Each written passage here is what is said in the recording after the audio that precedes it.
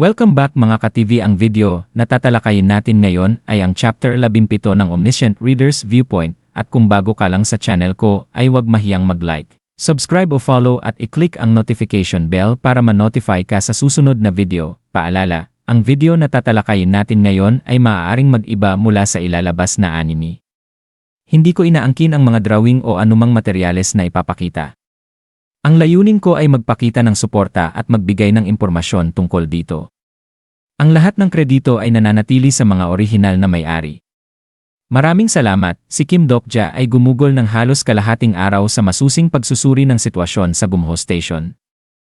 At napagtanto niyang kahit humigit kumulang 87 na lamang ang natitirang buhay, ang kapaligiran ay puno na ng karahasan, takot, at kompromiso sa moralidad.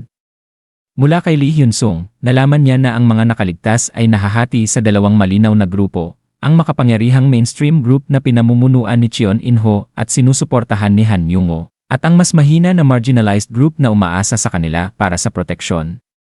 Hawak ng mainstream group ang kapangyarihan dahil kontrolado nila ang pagkain at mga yaman, matapos nilang looting ang mga kalapit na tindahan, habang ang marginalized group ay kumakapit sa pag-asang may darating na tulong mula sa gobyerno o mga rescuer. Gayunpaman, nauunawaan ni Dokja ang katotohanan, malamang na lahat ng naroroon ay nakapatay o nagsakripisyo ng iba upang mabuhay, kahit hindi nila ito inaamin. Natuklasan din niya na ang mga ipinapadala sa labas para maghanap ng pagkain, lalo na mula sa mahihinang grupo, ay madalas hindi na bumabalik na nagpapahiwatig ng pagsasamantala o pagpapabaya ng mga nasa kapangyarihan. Habang nakikipag-ugnayan si Dokja kay Lee Hyun-sung, napansin niya ang matibay nitong moralidad at sinigurong hindi ito mahihikayat ng mainstream group, pinapaalalahanan siyang panatilihin ang kanyang konsensya. Kasabay nito, nagpakilala si Dokja ng isang mahalagang pagbabago sa pag-isip, hindi niya ibibigay ang pagkain bilang limos, kundi bilang isang patas na transaksyon. Naningil siya ng coins upang ipakita na ang kaligtasan sa bagong mundong ito ay nangangailangan ng pagsisikap at hindi dapat umasa lamang sa iba. Sa una ay nagulat si Nayo Sang-a at Lee Hyun-sung, ngunit si Jung Hee-won na nagkamalay matapos iligtas ay mariing sumuporta sa ideyang ito. Tahasan niyang pinuna ang iba sa pag-asa sa libreng tulong. At ipinamulat sa kanila na walang makukuha ng walang kapalit. Maging si Lee Gilyaong ay mabilis na nakaangkop, nagbayad pa nga ng mas mataas kaysa kinakailangan, na nagpapakita kung gaano kabilis matuto ang mga bata sa bagong mundong ito.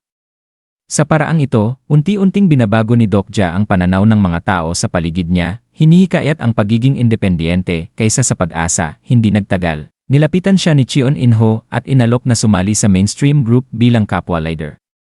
Sinubukan nitong akitin si Dokja sa pamamagitan ng pagbanggit sa kanyang lakas at reputasyon, at inalok siya ng papel bilang isang bayani, ngunit sa likod nito ay nais siyang gawing hitman, kapalit ni Yoo Jong-hyuk. Agad itong nakita ni Dokja bilang manipulasyon at tinanggihan niya ang alok, hindi sang-ayon sa sistema ng pagsasamantala. Bilang tugon, binaligtad ni Cheon In-ho ang sitwasyon sa pamamagitan ng pag-udyok sa mga tao, pinalalabas na si Dokja ay sakim at nagtatago ng pagkain. Dahil sa takot at desperasyon, kinompronta siya ng mga tao at pinilit na ipamahagi ang pagkain sa pamamagitan ng mainstream group. Naharap si Dokja sa isang mahirap na pagpipilian, maging bayani sa pamamagitan ng pagsuko ng kanyang resources, o maging kontrabida sa paningin ng lahat. Ngunit pinili ni Dokja ang ikatlong landas na taliwas sa dalawa. Ipinahayag niya na magbibigay siya ng pagkain, ngunit hindi ito libre at hindi rin dadaan sa mainstream group. Sa halip, magbebenta siya ng pagkain sa patas na halaga gamit ang coins, direktang hinahamon ang kontrol ni Cheon In-ho at inilalantad ang huwad na katarungan ng kanilang sistema. Sa simula, nagdulot ito ng paglayo ng maraming tao sa kanya dahil sanay silang umasa sa otoridad. Maging si Lee Hyun-sung ay nag-alinlangan kung masyadong mataas ang presyo, ngunit nanatiling matatag si Dokja. Alam niyang kailangan ng oras upang matuto ang mga tao na tumayo sa sarili nilang paa, pagsapit ng gabi. Lalong lumalim ang takot at kawalan ng katiyakan sa estasyon. Habang naririnig ang mga halimaw sa labas at nahihirapang makatulog ang mga tao. Habang nagpapahinga ang iba, nanatiling gising si Dokja at matyagang naghihintay. Sa huli, napatunayan ang kanyang plano, isa-isa, may mga taong mula sa marginalized group na lumapit sa kanya upang makipagpalitan ng coins para sa pagkain. Ito ang simula ng isang mahalagang pagbabago. Unti-unting natututo ang mga tao na kumilos para sa sarili nila sa halip na umasa sa iba.